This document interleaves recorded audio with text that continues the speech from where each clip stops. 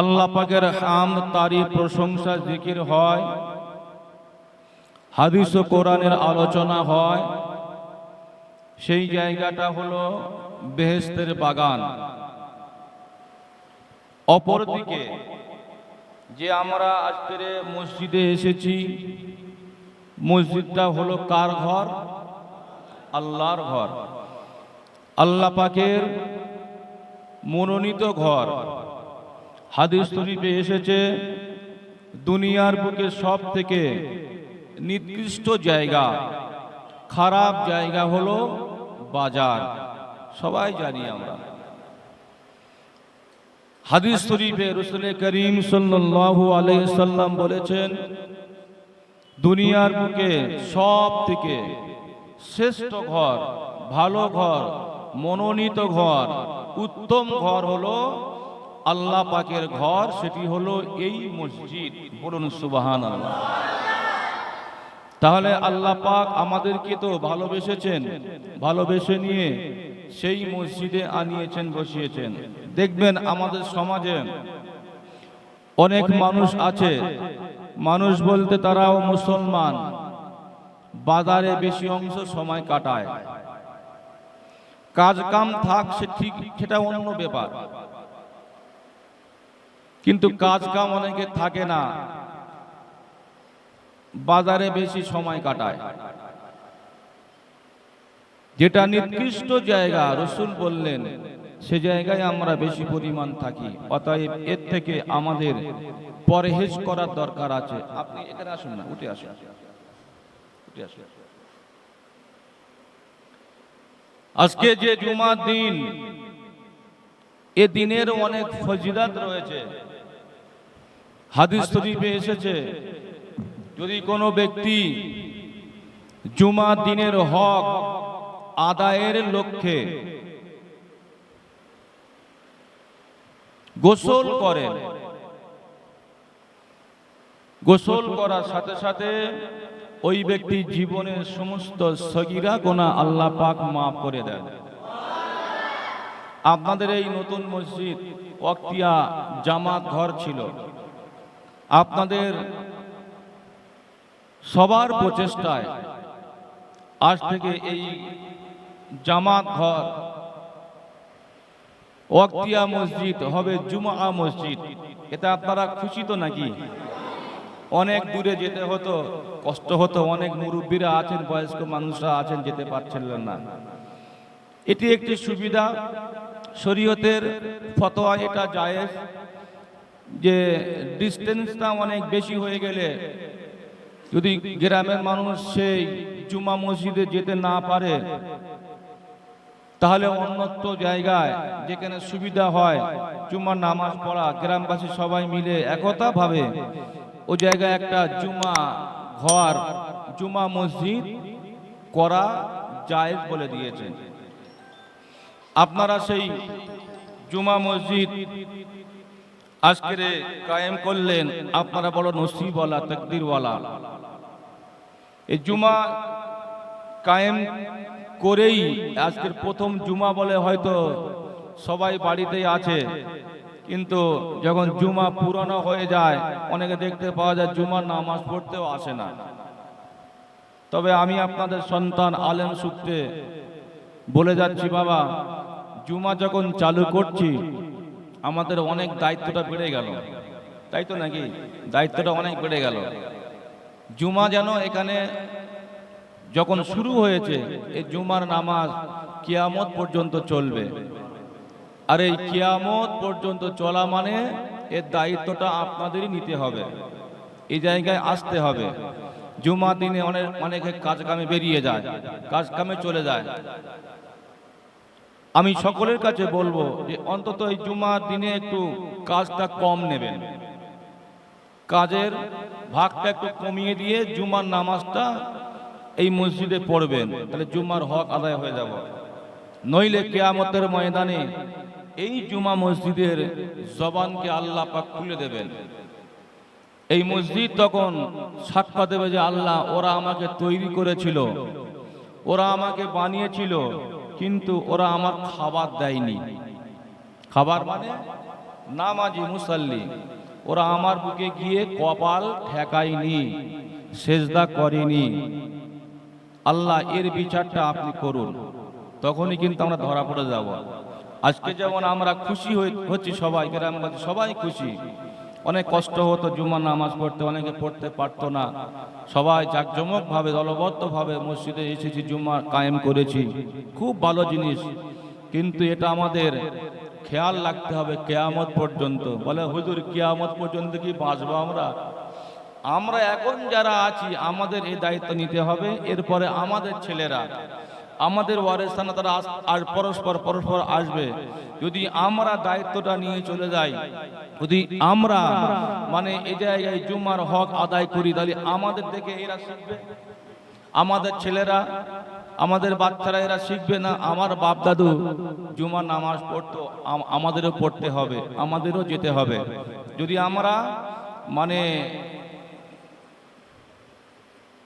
ধারাবাহিকতাটা ঠিক রাখি, ধারাবাহিকতাটা আমরা যদি ঠিক রাখি, তাহলে কিন্তু এ জুমা ঘর আর বন্ধ হওয়ার মুখে যাবে না। আমি দেখি তো আল্লাহ করে বহু জায়গায় যাই, অনেক জায়গায় নামাজ পড়ি, জামাত হয় না। মসজিদ করেছে, অনেক টাকা খরচা করে, নামাজি নেই, মুসাল্লি নেই, দায়ী হয়ে যাবে। করলে হয় করেছে জাঁকজমক ভাবে, কিন্তু দেখতে পাওয়া যায় যে সে জায়গায় আর আসে না। অতএব আমাদেরকে আজ থেকে মাথায় একটু চাপ কিন্তু বেড়ে গেল, প্রত্যেকেই এ দায়িত্ব নিয়ে মসজিদে আসবেন। যাই হোক, তাহলে আজ আমি আপনি বড় নসিবওয়ালা, তাকদীরওয়ালা, জুমা দিনে আমার আল্লাহ পাক আমাদেরকে জুমার ঘরে মসজিদে পাঠিয়েছেন, মানে আমরা অনেক নসিবওয়ালা। আল্লাহ নবী সাহাবী হযরতে সালমান ফারসি রাদিয়াল্লাহু আনহু এমন করে বর্ণনা করেন, আল্লাহ নবী, নবী আমার দয়া নবী, মায়া নবী, নবী আমার উম্মতের কাঙ্গারি ভিখারি রাসূল আমার, এক তারিখে আমি সালমান আমাকে প্রশ্ন করলেন, ও বাবা সালমান, তুমি কি জানো জুমাটা কেন, জুমা কেন জুমার নাম দেওয়া হলো, কেন জুমার নাম দেওয়া হলো? আল্লাহ নবী সাহাবী হযরতে সালমান রাদিয়াল্লাহু আনহু বলতে লাগলেন, আল্লাহু রাসূলুহু আলাম, ইয়া রাসূলুল্লাহ, হাবিবাল্লাহ, হুজুর এ বিষয় আমি জানি না, এ বিষয়ে সব থেকে বেশি আল্লাহ, আল্লাহর রাসূল ভালোই জানে। রাসূল যখন প্রশ্ন করতেন সাহাবীদের মাঝে, সাহাবীরা যদি না জানতেন সে উত্তরটা, সে জবাবটা, সাহাবীরা বলতেন আল্লাহ এবং আল্লাহ রাসূল ভালো জানেন। ইয়া রাসূলুল্লাহ, হাবিবাল্লাহ, হুজুর এ বিষয়ে আপনি জানেন, আপনি একটু আমাকে বলে দিন। আল্লাহ নবী বলতে লাগলেন, ও বাবা সালমান, এই জুমা দিনটা কেন রাখা হলো? এই জুমা দিনেতে তোমাদের আদি পিতা হযরতে আদম আলাইহিস সালাতু ওয়াস সালামকে আল্লাহ পাক তৈরি করার জন্য কাদা আর পানি একত্রিত করেছিলেন, মাটি আর পানি একত্রিত জমা করেছিলেন এই জুমা দিনে। সেই জন্য করে জুমার নাম দেওয়া হয়েছে।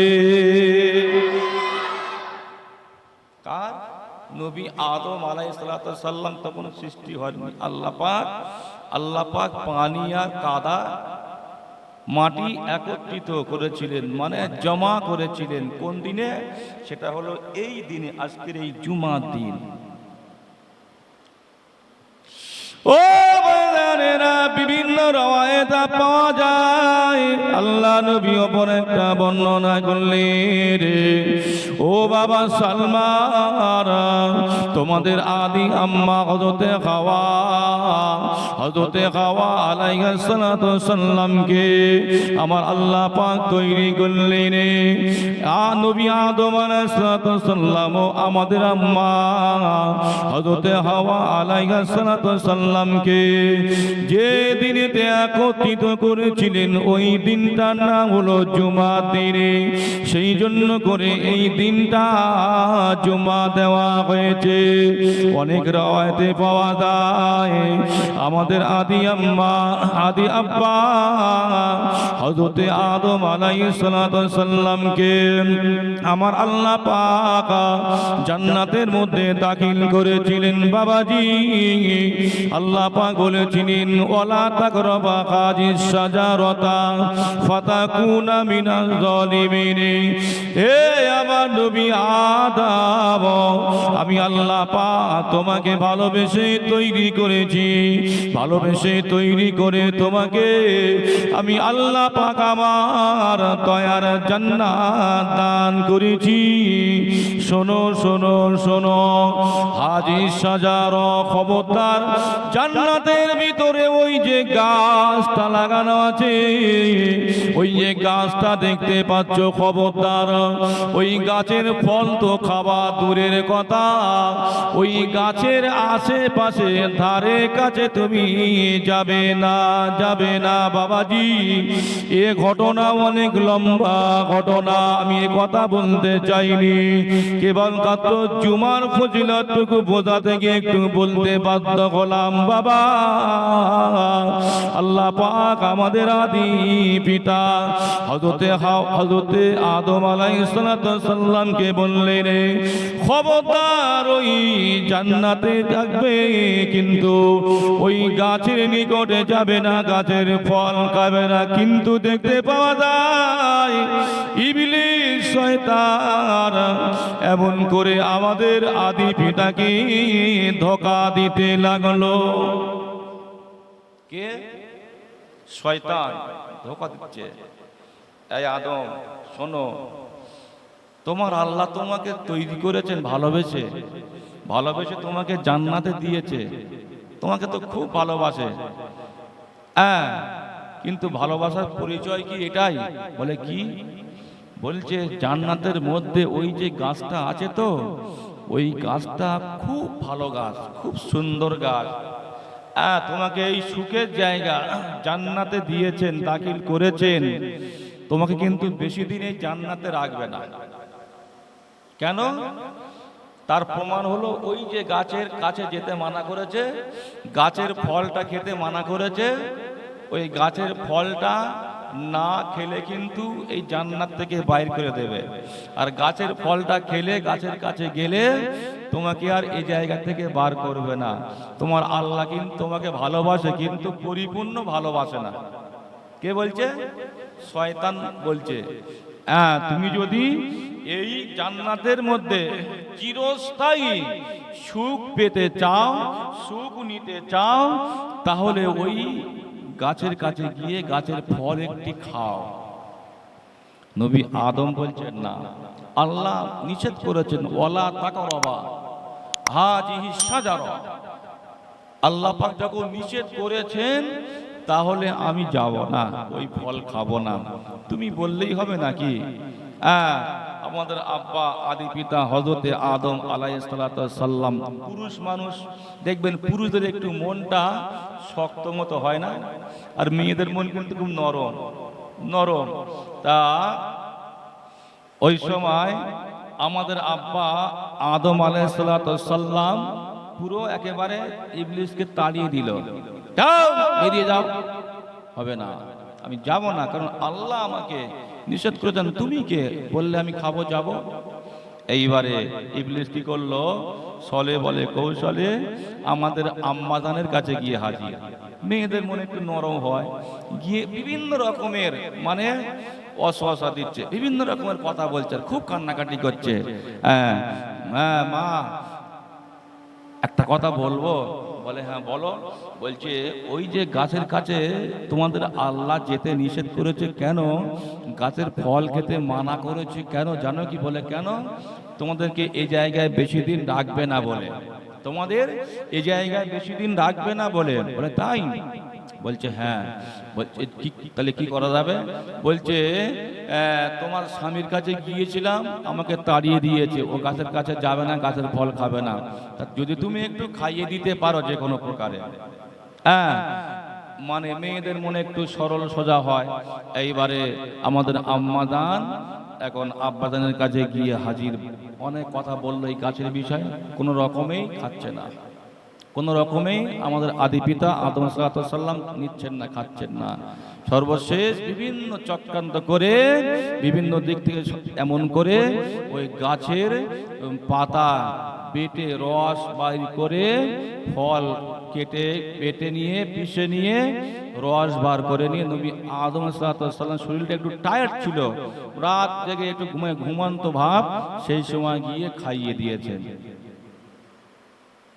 আম্মাজান সেই সময় খাইয়ে দিয়েছেন। আল্লাহ পাকের এমন করে বিধান ছিল, আল্লাহ পাক এমন করে ভালোবেসে জান্নাতে দিয়েছিলেন। বাবাজি যখন এই ফল খাওয়া হয়ে গেল, জান্নাত থেকে বাইর করে দেওয়া হলো, বাবাজি জান্নাতি পোশাক খুলে দেওয়া হলো। ও ময়দানেরা অনেক ঘটনা, দুজনকে এমন করে জমিনের বুকে দুনিয়ার বুকে ফেলে দেওয়া হলো। একজনকে ফেলা হলো জেদ্দাতে, অপরজনকে ফেলা হলো সিংহলে। অনেক কান্নাকাটি, অনেক রোনাজারি, অনেক কান্নাকাটি, অনেক রোনাজারি। নবী আদম কাঁদতে লাগলেন, রব্বানা যালামনা আনফুসানা ওয়া ইল্লাম তাগফির লানা ওয়া তারহামনা লানাকুনান্না মিনাল খাসিরিন। আল্লাহ পাক, আমি আমার নিজের নফসের প্রতি অত্যাচার করেছি, আমি জুলুম করেছি। আল্লাহ আল্লাহ আপনি আমাকে ক্ষমা করে দিন, আল্লাহ আপনি আমাকে মাফ করে দিন। আপনি না ক্ষমা করলে, আপনি না মাফ করলে লানাকুনান্না মিনাল খাসিরিন, আমি ধ্বংস হয়ে যাব, আমি ক্ষতিগ্রস্তর মধ্যে পড়ে যাব। বাবাজি দোয়া কবুল হয় না। কিতাবের মধ্যে লেখা হলো দীর্ঘ 300 বছর কাঁদলেন, কেউ বলেছেন 350 বছর কাঁদলেন। এমন সময়তে নবী আদম উপরের দিকে তাকিয়ে তাকিয়ে দেখেন লেখা আছে লা ইলাহা ইল্লাল্লাহু মুহাম্মাদুর রাসূলুল্লাহ।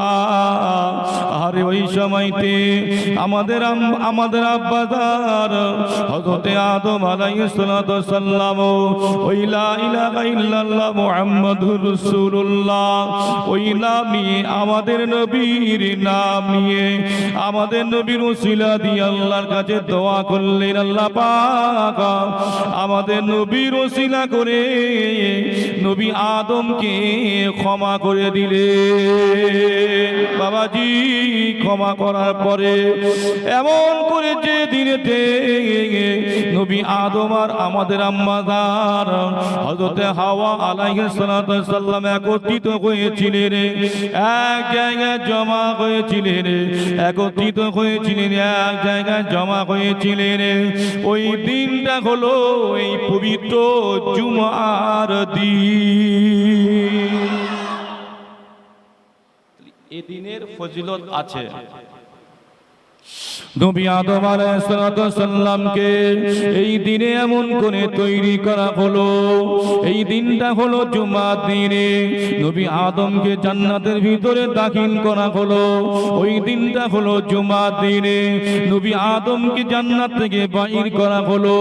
ওই দিনটা হলো জুমার দিন। বাবা নবী আদমকে এমন করে যে দিনেতে মাফ করা হয়েছিল, আমার আল্লাহ পাক মাফ করে দিয়েছিলেন। ওই দিনটা সোমবার দিন নয়, ওই দিন মঙ্গলবার নয়, বুধবার নয়, ওই দিনটা হলো এই পবিত্র জুমার দিন।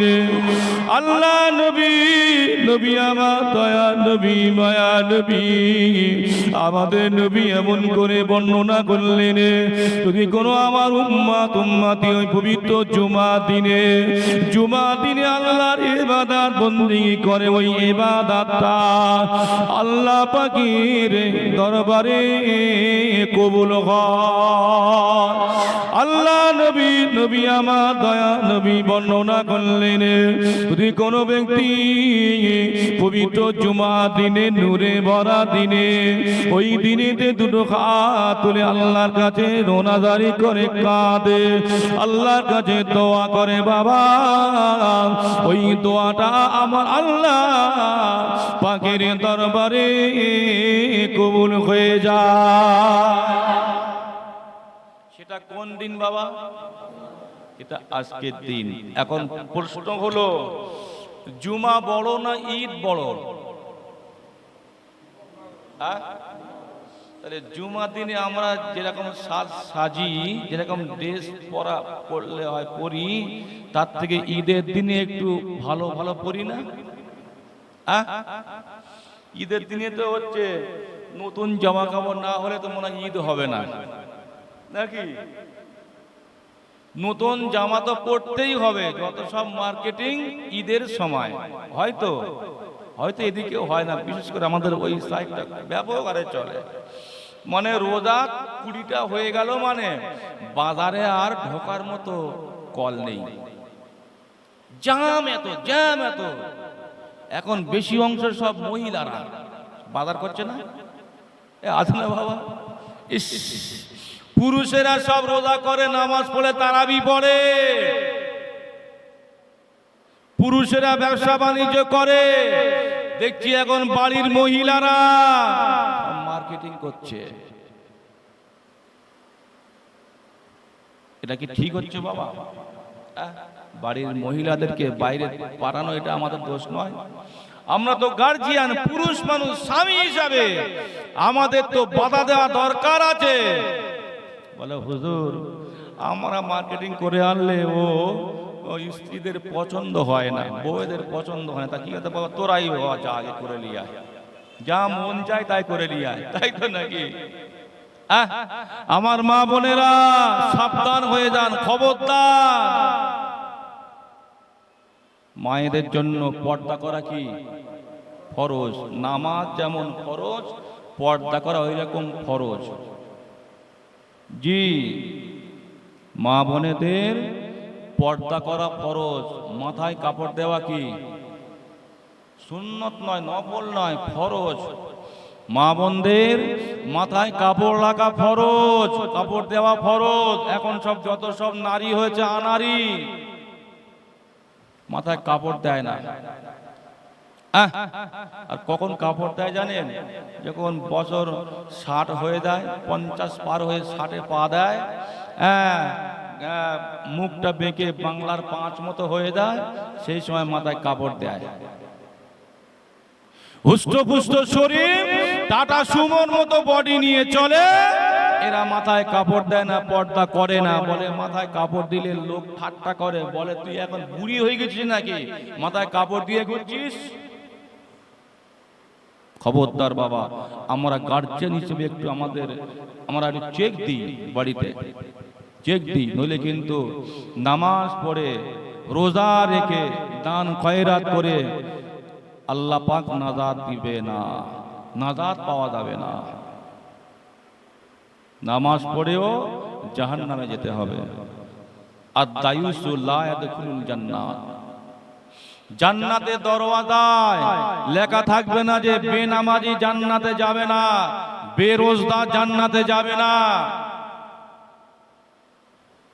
লেখা থাকবে কি, দায়ুস কখনোই জান্নাতে যেতে পারবে না। দায়ুস কারা?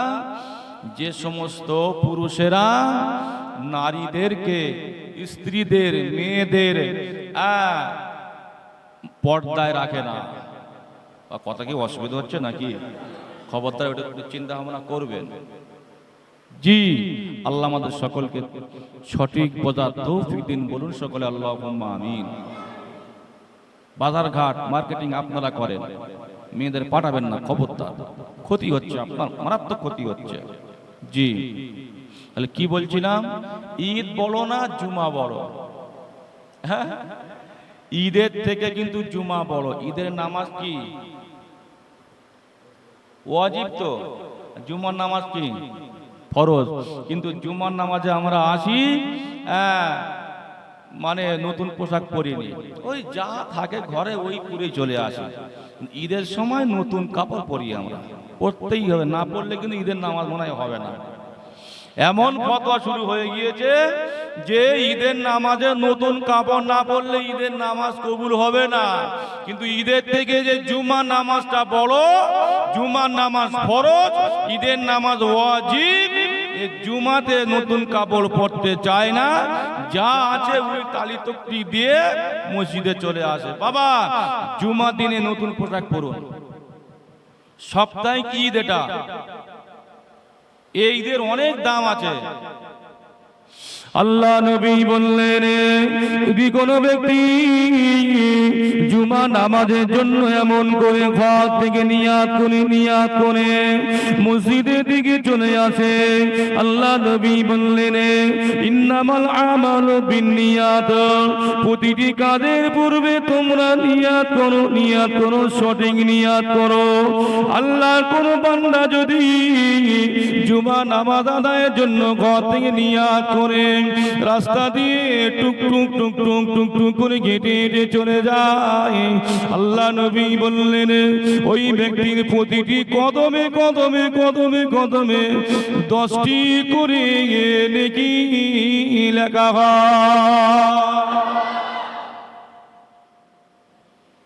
আজকে সেই জুম্মার দিন তো নাকি, রসুল বললেন, সামনের কদমটা ফেললেই 10টি নেকি, পিছনের কদম তুললেই 10টা গোনা মাপ। জোরে বলুন।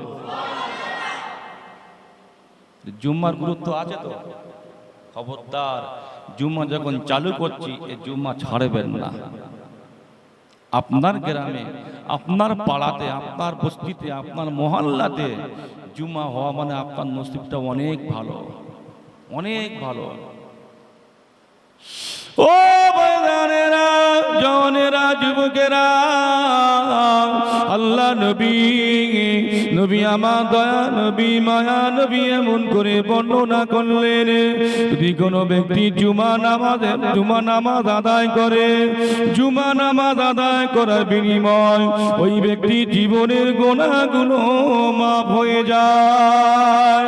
আল্লাহ নবী বললেন, আল জুমআতু ইলাল জুমআ, আল জুমআতু ইলাল জুমআ, একটা জুমা থেকে অপর একটা জুমা মধ্যখানে যদি কোনো গুনাহ হয়ে যায়, এই সপ্তাহের 20 খানে যদি কিছু গুনাহ হয়ে যায়, এই জুমা পড়ার বিনিময় ওই গুনাহগুলো আমার আল্লাহ পাক মাফ করে দেয়। ও জওয়ানেরা, যুবকেরা, মুরব্বিয়ান গণেরা, আল্লাহ নবী বললেন, জুমা দিন যখন হয়ে যায়, জুমার সময় যখন হয়ে যায়, আল্লাহ পাকের পক্ষ থেকে একদল মালাইকা ফেরেশতারা এমন করে এসে জুমার গেটে, জুমা মসজিদের গেটে দাঁড়িয়ে যায়, দরওয়াজায় দাঁড়িয়ে যায়। যে ব্যক্তি প্রথম এমন করে মসজিদে প্রবেশ করে, যে ব্যক্তি নামাজ পড়ার নিয়তে জুমার হকটুকু আদায় করার লক্ষ্যে এমন করে সর্বপ্রথমে মসজিদে এসে প্রবেশ করে, মসজিদে চলে আসে, আল্লাহ নবী বললেন, ওই ব্যক্তির নামটা ওই ফেরেশতারা খাতাতে লিখে নেয়।